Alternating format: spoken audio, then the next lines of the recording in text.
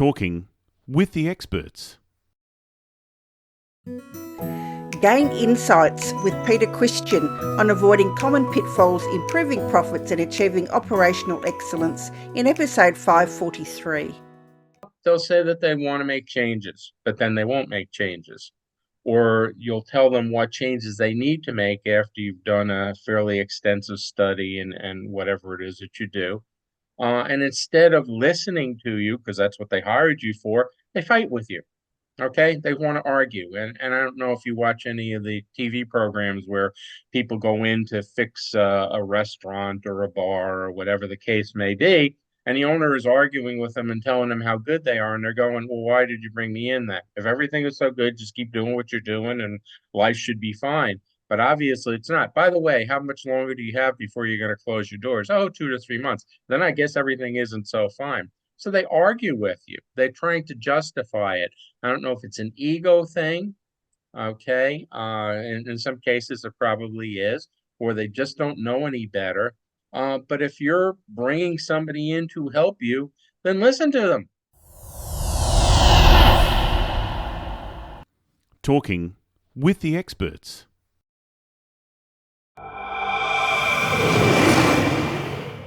Looking to elevate your brand? Advertise on Talking with the Experts and reach a global audience. With over 36,000 monthly listeners, your message will resonate with a dedicated and engaged community. Hosted by Rose Davidson, our podcast is ranked in the top 100 in Australia and the top 20 in New Zealand. Boost your brand visibility, connect with potential customers, and drive conversions. Our listeners are eager for innovative solutions and expert insights. Let your brand be the one they trust. Ready to grow with us? To learn more about advertising opportunities, contact us today.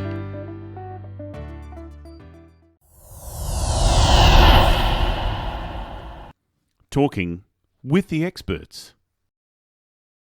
Welcome to Talking with the Experts, where we believe that success is a journey, and every journey is easier with help from friends.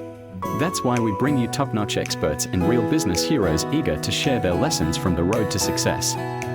We delve into new topics each week: effective marketing strategies, innovative problem-solving, financial planning, and team building. We tackle everything you need to know to grow your business and keep it thriving. Whether you dream about launching your first startup or a business veteran looking to shake things up, we've got you covered. With each episode, you'll gain knowledge, boost your confidence, and be inspired to take action. So, grab a coffee, make yourself comfortable, and join our exciting journey. You're not alone in this. We're here, guiding you, cheering for you, and celebrating each milestone.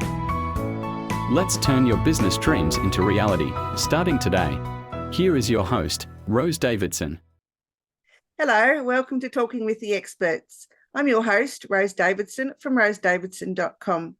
Talking with the Experts is all about business by business owners for business owners. You can find it on all podcasting streaming platforms and on YouTube. Today, my guest is Peter Christian. Now, we're going to be discussing how we can make your business a success, and we all want to know how to do that.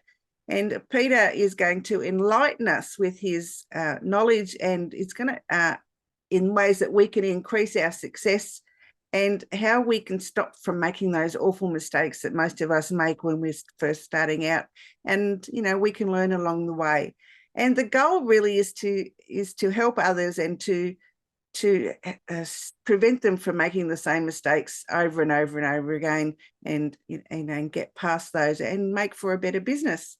Now, Peter is a founding partner and president of espi, a business consulting firm in northeastern of the United States, and he was previously an executive at the Crayola Corporation. He's worked with over 300 clients in business development, profit improvement, operations, and implementation and project management. He has over 40 years of experience in strategic and facility planning, and I welcome him to Talking with the Experts. Welcome, Peter. Thank you. Thank you for having me. Tell me a little bit about your journey and how you ended up doing what you're doing? It was an interesting journey. I had the opportunity coming out of college to become a consultant with a large firm known as Price Waterhouse, now Price Waterhouse Coopers, and didn't feel that I was quite ready for that because I was just coming out of school. I didn't really have the business background, the experience, and I thought me going in front of people who have 20, 25, 30 years of experience in lots of things, and for me to tell them what they're doing wrong and what they should do right, they're going to look at me and go, "Oh, and you base that on what?" So I got into the business world, working for two companies, first Air Products and Chemicals, and then, as you mentioned, Crayola Corporation. So I spent about 20 years in a variety of positions, including as a director at Crayola. Got to know businesses and how they function and what goes on, the different functionalities of them, sales and marketing and quality and so forth. And then when I was looking for a career change, person said to me, "Do you know that most of your time has been as a consultant internally with the companies?" And I didn't really think about that. So there again, there was that connection back to the consulting world. And now I did have experience where I felt I could talk to folks. So I got into consulting through a university that had a program that I was involved with, Lehigh University in Pennsylvania. And then from there, started my own firm along with five other folks.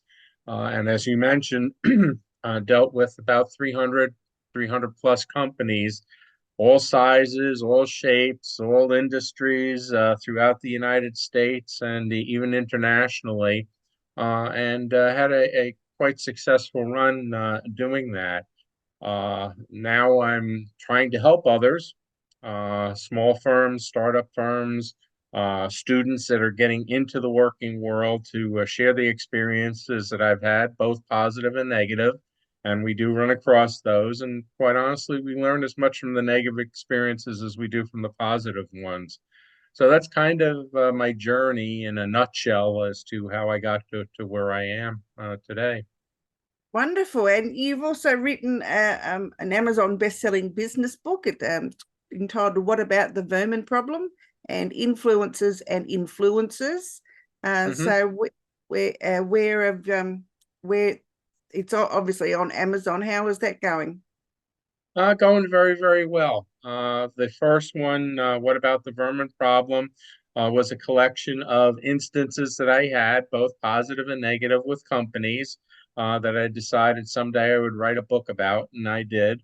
And it talks about, again, positive things that companies did that made them very successful. And then things that companies did that weren't so good that made them not so successful. And I think the moral in each of the instances is not that you can't be successful in what you're doing. You just have to make good choices and you have to be involved in what you're doing. Things like commitment. Companies that weren't committed to making the changes that were necessary didn't do very well. If you are committed and you do them, and I have instances of that, then you will do fine. Okay, but it takes that communication. You've got to communicate well. If you don't communicate well, chances are good you're going to have a lot of problems. And sure enough, companies that don't communicate well, and there are a lot of them out there, sad to say, in spite of all the benefits that they have today of communication, do a poor job and they suffer because of it. So, and then companies that do well, quite honestly, if they made bad choices, like agility. Good companies are agile and make changes as the marketplace and the industry change. Those that don't aren't going to do so well. So that was the genesis for that, and it flows over to your regular life. I mean, those same things happen in life. Do we make commitments to what we want to do and where we're going to go and what we're going to be? If we do, then we'll do well. If we don't, problems. So it flows over to our regular everyday lives, not just to the business world. Absolutely. Now, in your view, what makes a business a success? Well, a couple of things like I mentioned. Agility is one. Now, agility is something that was discovered when some professors out of Lehigh University studied successful companies. They found common traits. Agility being, and then they labeled it agility, and it dealt with different principles such as, like I said, the ability to make changes. Every business goes through changes. Okay. And are you going to adapt to those changes and embrace them and deal with them, or are you going to resist them? If you resist them, chances are good you're going to have problems. Let's use an example. We used to go to Blockbuster Video, for people who remember that, and we would rent videos and we would take them home and we would play them. Well, this little company by the name of Netflix came along, and you didn't go to a Netflix store. You got in touch with them and you told them that you wanted to rent a video, and they sent it to you, and then you sent it back to them. And then they evolved further to where you didn't have to rent a video. You could download a video and play it.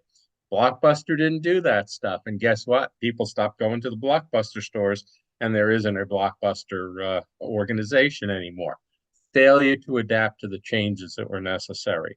So you need to do that. And there are other aspects of agility, valuing your people and making sure that they're trained properly, especially if you're making changes, dealing with other organizations. And we say, well, we deal with other organizations. Well, what they said with agility is not just dealing with them, but dealing with them in a very close sense where you almost act as one enterprise. You're that close to them. Yeah, we can have transactions with other companies, but if we don't trust them, if we don't give them the right information, if we get rid of them quickly because we find somebody who does it cheaper than them, but we have problems, that's not what we want. So it's a very deep relationship that we have with other organizations. And then adding value to our clients, looking for new things that will add value to what our clients are experiencing with us, the products or the services that we sell. Again, I use Apple Computer as an example. Apple was known for the Macintosh and for the iPad and the iPod and all those great things. But what they do now is most of their business is providing the apps that they use on those devices. 70% of Apple's business is with applications, not with the things themselves. Big change, because that's what people wanted. Okay, you gave me this great implement to use. What am I going to do with it? Here's a plethora of apps that you can use, okay, and services that you can. So that type of thing. Like I said, commitment, being committed to doing the things that you say and making the changes. And when you have problems, using other people, whether it's you or me or somebody else, to help, because we don't all have the right answers, okay? And there's nothing wrong with using a consultant where necessary, where you need the expertise and maybe some assistance, a different viewpoint to look at the things you're looking at, and to help to guide the company along. So those are some of the big things. There are plenty of other things. Again, we could spend a lot of time talking about them, but those are some of the biggies, I think.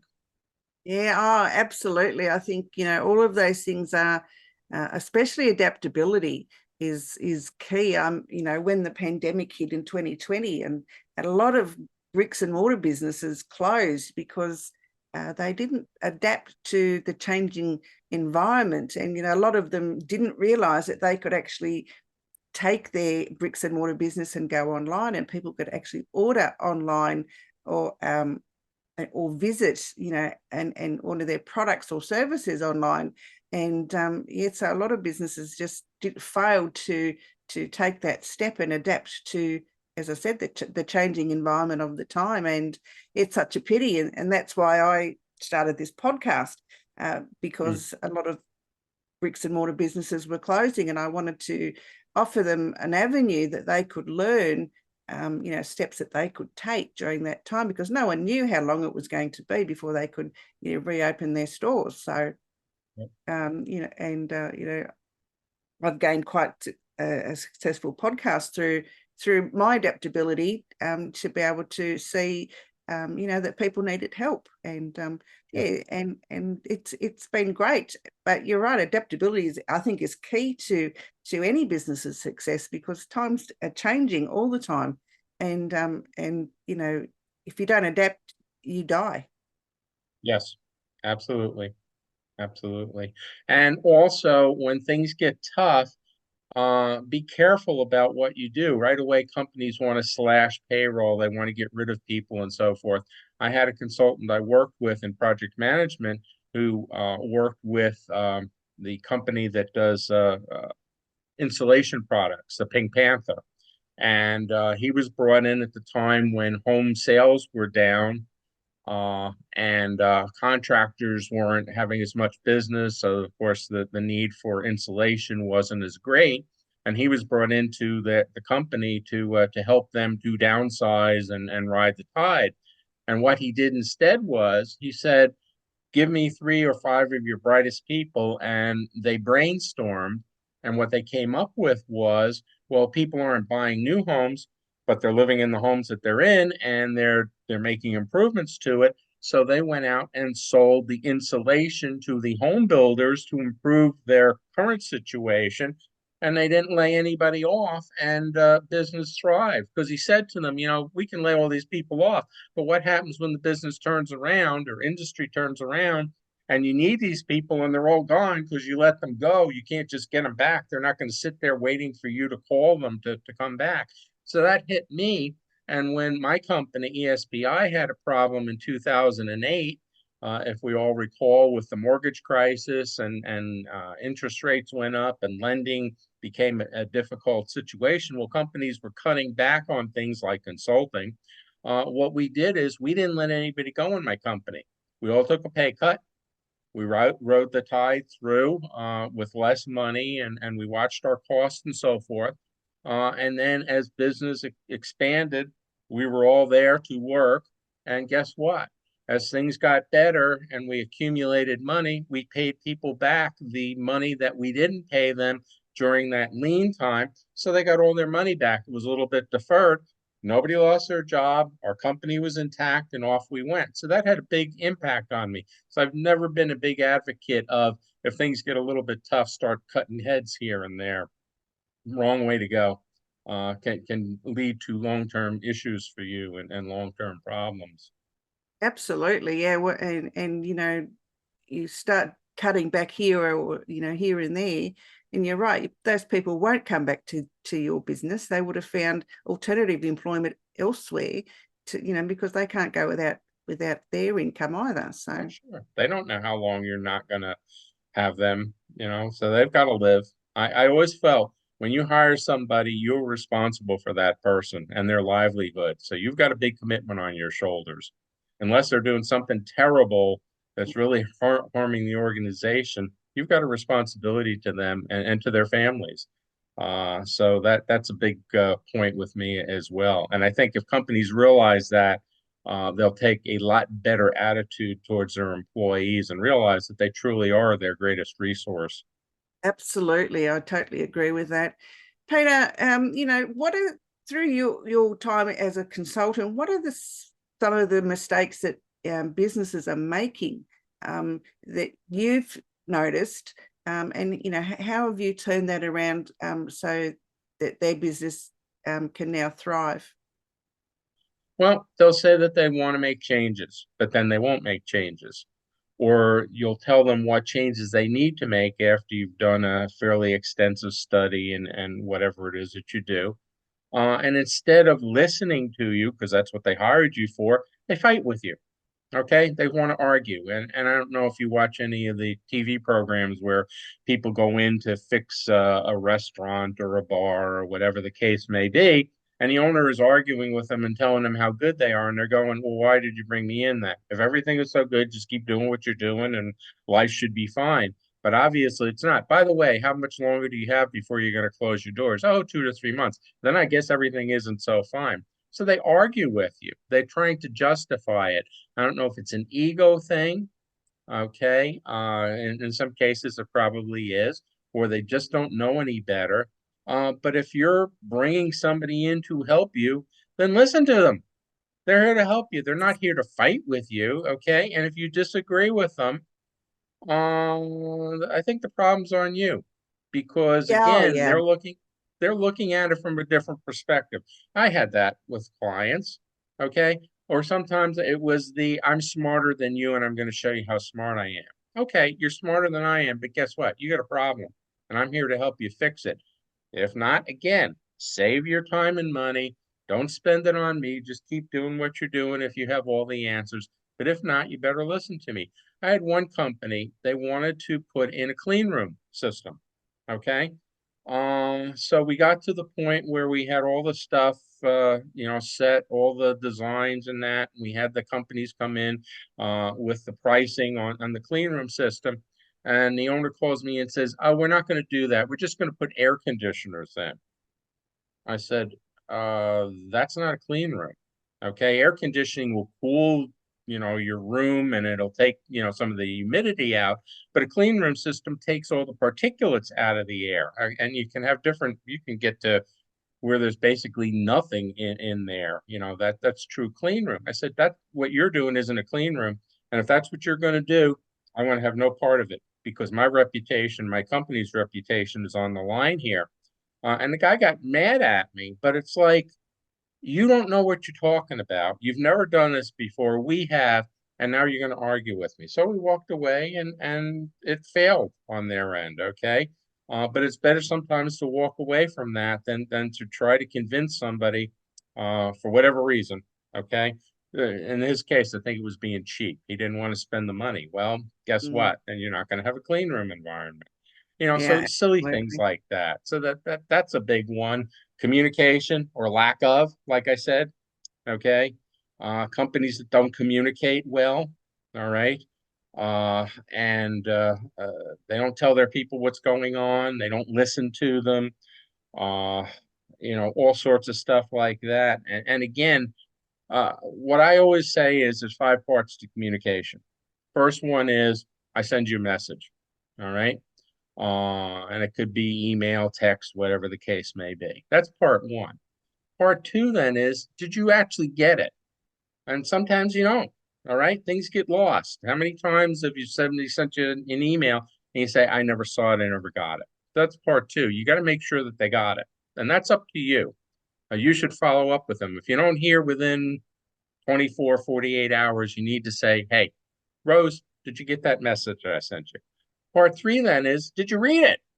Okay. If you didn't read it, there's no communication going on just because I sent it to you. So part three is, did you read it? Okay, you read it. Part four, do you agree with what I said in there? In some cases, you may, and everything is fine. In other cases, you may go, well, there was a piece in there I wasn't so keen about, and let's talk about that, because I'm not quite sure that I agree with what you're saying. All right. And if you get that disagreement, then part five is come to the resolution about what you're going to do, okay, to where you have an agreement, and then do something about it. All right. So there's 5 steps to a good communication. Well, how many times does somebody send out that text or that email, never follows up, and they said, well, I communicated with? No, you didn't. You sent an email, you sent a text, you sent a memorandum, whatever you did, but you didn't communicate because you didn't do the other 4 steps.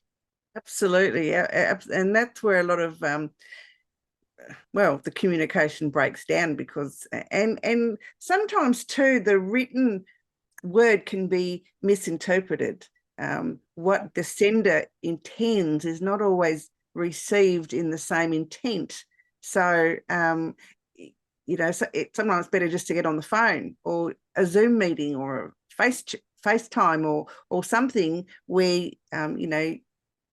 because communication sometimes is all about the visual of the conversation rather than the words that are spoken.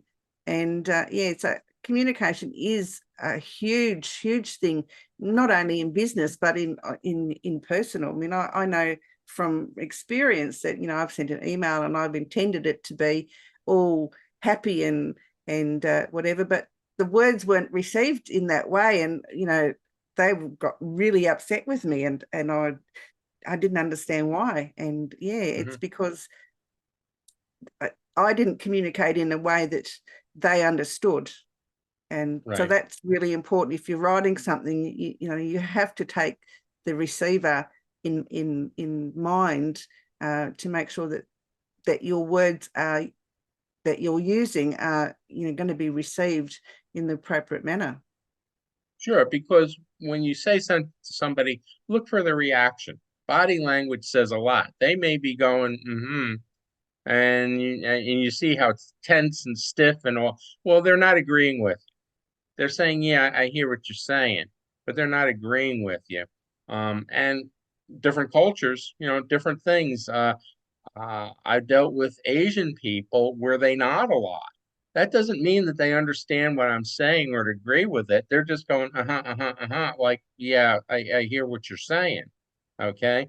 And again, good communication, you need to have that agreement. If you're telling somebody to do something, or you're asking them to do something, or you're asking for their opinion, you need feedback from them. And if you don't get that, then you don't have good communication. Okay. And we say things differently in different cultures, and what may be perfectly fine to me might be insulting to somebody else, and you got to be careful about that. So, yeah, Absolutely. there's all sorts of stuff involved with communication. Like I said, it's not just sending that missive out and saying, well, I communicated with so and so. Absolutely. No, can't agree more. Peter, where can people find you if they'd like to know more about what you have to offer, or indeed find out how they can make their business a success? Okay, well, there's this little thing called LinkedIn. I think that people are familiar with, and I am certainly on there. Okay, and a lot of people send me notes about things that I write about. I usually post 3 or 4 times a week, and I just sent an article out today on LinkedIn, and I will get feedback from people about that. It's about excuses, about people making excuses, not doing anything and making excuses. Okay, so you can get in touch with me on LinkedIn. You can go to my website. I have a website. It's Pete. It's my name, but without the R, PeteChristianBooks.com. All right. And there is also a place you can write to me and say I would like to talk. Or again, there's articles on there. You can look at them and comment on them. And the third one is my email. And that's PH, which are my initials, Christian, and the number 53 at gmail.com. And again, you can drop me a line and say, hey, I was listening to you on Rose's show, and I agreed with something, and I would like to talk about it, or I disagreed with it, just like good communication. I'd like to talk about it, or I'm having an issue, and I think you might be able to provide some insight to me, which is great, and I would certainly be happy to do that. So any one of those three, you can get in touch with me, LinkedIn, my website, or on my email account.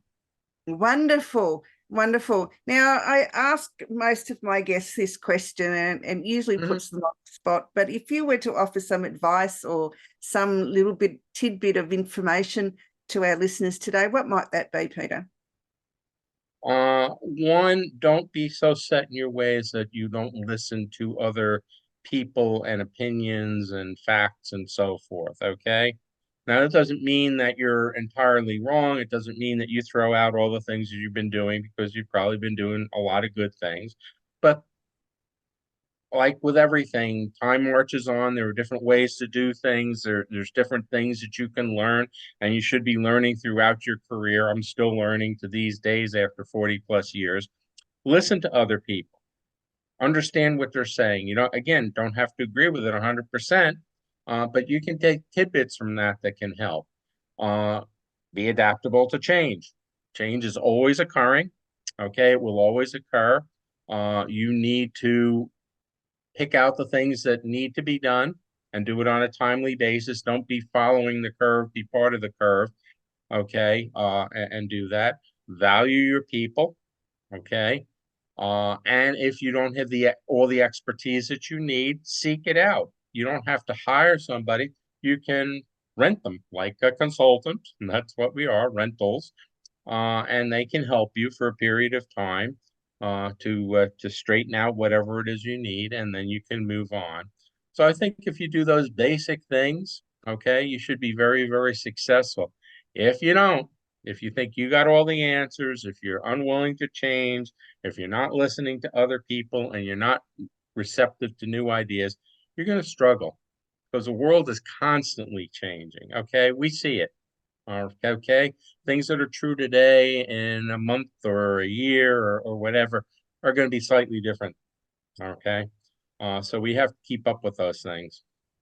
Absolutely. I couldn't agree with you more, Peter. That's great advice to give, and something that we should all take into account in our daily lives. Peter, it's been an absolute pleasure. Thank you so much for joining me today. Thank you very much for having me. You've been listening to Talking with the Experts, hosted by Rose Davidson. Make sure you have a look at our back catalogue over at talkingwiththeexperts.com. And be sure to subscribe to our podcast so you don't miss out on any episode. We look forward to your company next time.